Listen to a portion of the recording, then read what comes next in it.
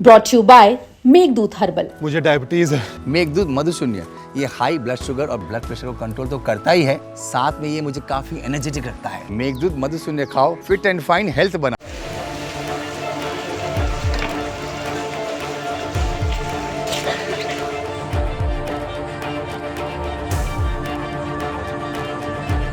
राजधानी में सरकार बदलने के बाद भी सिविक समस्याओं को लेकर अलग अलग इलाके में लोग परेशान हैं। जरा सी बरसात होती नहीं कि पूरा गलियों में, चाहे मुख्य सड़क की बात करें या फिर अलग अलग इलाके की गलियों में, वहां पानी काफी मात्रा में भर जाता है। इस वक्त मैं मौजूद हूं नारायणा गांव में और यहाँ भी इसी समस्या से लोग परेशान हैं।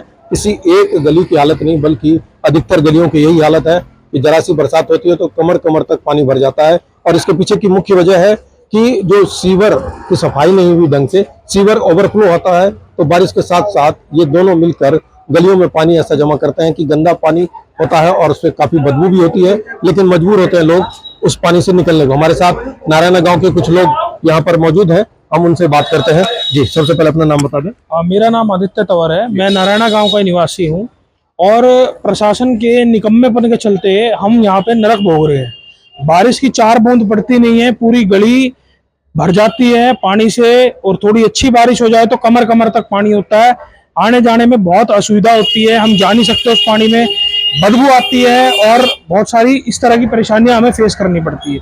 इसका मैं बता दूं आपको, नारायणा गांव 1966 से सरकार ने शहरीकृत घोषित किया हुआ है। शहरीकृत मतलब अर्बनाइज्ड घोषित किया हुआ है और आज 59-60 साल हो गए उस चीज को। 60 साल में हमें ऐसी कोई सुविधा नहीं दिखी कि जिससे शहरीकृत हो जाए।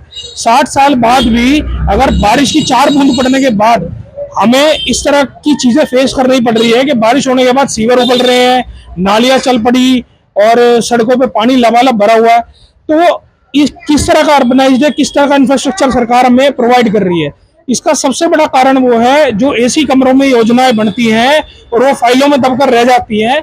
सबसे बड़ा कारण उसका वो है, क्योंकि क्या है, वो एसी कमरों की योजना फाइलों पे कुछ साल बाद धूल खारी होती है, वो असली में इम्प्लीमेंट ही नहीं होती। उसका सबसे बड़ा कारण आप यहाँ देखो, कभी भी गांव में सीवर लाइनें डलती है तो सिर्फ लेबर ठेकेदार आगे लाइन डाल जाते हैं, साइड में कोई इंजीनियर मौजूद नहीं होता, कभी आउटफॉल का ध्यान नहीं रखा जाता, कोई ग्रेविटी का ध्यान नहीं रखा जाता, किसी तरह की कोई इंजीनियरिंग लगाई नहीं जाती, बस वो लाइन डाल दी जाती है। क्यों? क्योंकि लोगों की, कोई लोग उनके लिए, जो गांव के लोग हैं, वो मायने ही नहीं रखते। बस वहां उनको खाना पूर्ति करने के लिए एक सुविधा डालनी है, सुविधा देनी है, वो सुविधा देके यहाँ से चले जाते हैं। उन्हें मतलब नहीं है कि वो सुविधा ढंग से काम कर रही है या नहीं कर रही, क्योंकि वो सुविधा असल में जब उसकी परीक्षा का समय आता है, बारिश का समय, तब वो उतना पानी झेल ही नहीं पाती, वो इंफ्रास्ट्रक्चर उसके लिए रेडी नहीं है।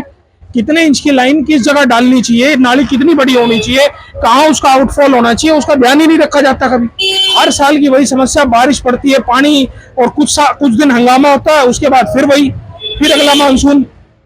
तो यही परेशानियां हमें हर साल झेलनी पड़ रही है। सरकार बदलने के बाद भी कोई बदलाव दिखता नहीं। बदलाव दिखा तो कुछ इंच पानी और बढ़ गया, क्योंकि समस्या पीछे से चलती आ रही थी, तो इस बार भी उसका कोई हल नहीं लिख रहा। मानसून से पहले जो प्रिवेंटिव स्टेप लेने चाहिए थे वो लिए नहीं गए समय से। लाइन चेंज करना हो, डीसिल्टिंग करना हो, अब डीसिल्टिंग का क्या करते हैं, manhole to manhole desilting करते हैं। एक मेन हॉल की डीसिल्टिंग करी, दूसरे की डीसिल्टिंग, जो बीच में लाइन है, जो गाद उसमें भरी हुई है, उसकी डीसिल्टिंग होती ही नहीं है। तो वो डीसिल्टिंग को हम समझे क्या?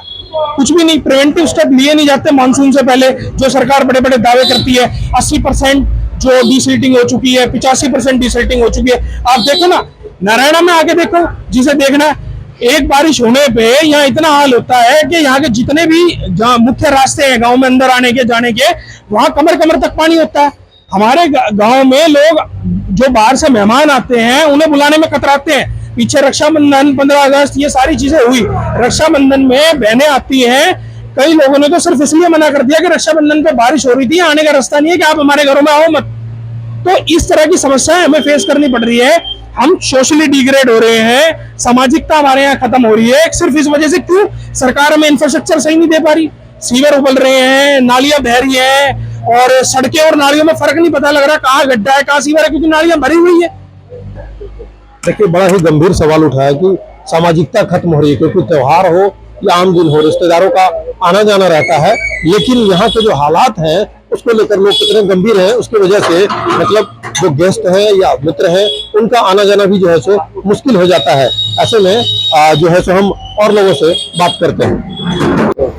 अब नारायणा गांव के ही दूसरे इलाके में हम पहुंच गए हैं, क्योंकि सिर्फ एक जगह की समस्या नहीं है और लोग अलग अलग इलाके में परेशान हैं जब भी जरा सी बरसात होती है, क्योंकि सीवर की जो परेशानी है, क्योंकि आउटफॉल जहां से वो पानी भरता है और पानी को निकलना चाहिए वहां इस तरह के हालात हैं। और आप देखिए कि अभी बरसात हुए लगभग 2 घंटे हो गए, पानी तो निकल गया है, लेकिन जब भी जरा सी बरसात होती है तो यही हालात है।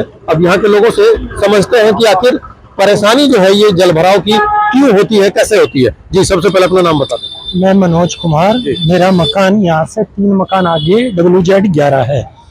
मेरे यहाँ आज से नहीं 10 साल 15 साल से ये समस्या है। पहले कम थी, अब इतनी ज्यादा समस्या है। घर में जरा सी भी बरसात होती है, गली में तो पानी भरता ही है। मेरे घर के शौचालय से पानी ओवरफ्लो होके मकान में घुस जाता है। और दूसरी चीज ये है, यहाँ जल बोर्ड के अधिकारी और MCD के भी 4 दिन पहले आए थे। उन्होंने ये वाला ढक्कन जो सीवर का, इसको भी देखा और मेन रोड वाले को भी देखा। जो मेन रोड का सीवर है वो अप है और जो हमारी गली का ये डाउन है। अप वाला बैक मारता है बिना बारिश के भी इसमें हमारी गली वाले में। वो कहते हैं जी हम सीवर लाइन चेंज कर देते हैं, समस्या नहीं होगी। जब समस्या अभी है, जो ऊपर है उसको तो वो नीचे नहीं कर रहे, हमारे में और जोड़ रहे हैं उसको। तो इससे कहने से कोई फायदा नहीं। आज अगर आप मॉर्निंग में आते 11 बजे तो देखते इस गली का हाल कितना बुरा था, घुटने घुटने तक पानी हो जाता है यहाँ पे। दिल्ली में सरकार बदली फिर भी हालात नहीं बदले। कुछ नहीं जी, पहले से ज्यादा। रिंग रोड देख लो आप, कितने गड्ढे हैं, पहले नहीं था इतना। सरकार बदली है जरूर, पर परेशानी ज्यादा बढ़ गई है जी। कुछ और लोग हम उनसे बात करते हैं। जी आंटी, आप बताएं, अपना नाम बताएं। बेटे मेरा नाम राजेश है। पूरे यहाँ पे इतना पानी भरता, हम परेशान है। हमारे घरों में इतना पानी आ जाता है, इसके समस्या कुछ नहीं हो रही है। हर सरकार बदलते कोई कुछ नहीं करता है। ये होना चाहिए। पूरे नारायणा गांव में सबको परेशानियां है, पूरी परेशानी है सबको। कुछ और लोग हैं, हम उनसे बात करते हैं, क्योंकि लोग जो ये गंदे पानी भरने की समस्या है उसकी वजह से देखिए कि हमारे साथ कर रहे हैं, उनको एलर्जी भी हुई है पैरों में। मैं दिखा सकता हूँ, ये एलर्जी उसी वजह से हुई क्योंकि पिछले कुछ दिनों में लगातार और रोज ही बरसात हो रही है, ऐसे में पानी भरा रहता है, तो इस तरह की समस्या है ही है। हम इनसे भी बात करते हैं। जी, अपना नाम बता दें। मेरा नाम अंशुल वर्मा है और हमारी गली इस प्रकार पानी भर जाता है कि हमें आधी टंकी पानी से उस गली को साफ करना पड़ता है। जल भराव से गंदगी इतनी रहती है, मतलब ये बहुत बुरी तरह हमारी घर के अंदर पानी मरने लग रहा है, लेकिन कोई सुनवाई नहीं हो रही है। अधिकारी लोग कोई सुनवाई नहीं कर रहे हैं। मेन जो लाइन चेंज होनी चाहिए उस लाइन पर कोई ध्यान नहीं दे रहा, सिर्फ ये लाइन चेंज करने की बात हो रही है। ये लाइन चेंज करके कोई फायदा नहीं होगा। जब तक मेन लाइन पूरी डंप रहेगी तो ये गली वाली लाइन चेंज करके क्या मिलेगा, कुछ भी नहीं होना। इसी उससे इसके अंदर गंदे पानी के अंदर हमें खड़े होके सफाइयां करनी पड़ती है। वो गंदा पानी हो के पैरों में ये दिक्कत बन गई है। देखिए, साफ तौर पर जो यहाँ के लोगों ने बताया कि ये समस्या काफी गंभीर है और लोगों ने बताया कि लगातार शिकायत होती है, जनप्रतिनिधि की जानकारी में है, एजेंसी की जानकारी में है। एजेंसी जो संबंधित एजेंसी है, चाहे MCD हो या फिर PWD हो, तो सीवर का काम तो वही देखती है, लेकिन लोगों की समस्या का समाधान नहीं हो पा रहा है। लोगों का ये कहना है कि दिल्ली में सरकार बदली लेकिन उनकी परेशानियां कम होने के बजाय बढ़ ही गई हैं। मनोरंजन कुमार, दिल्ली तक।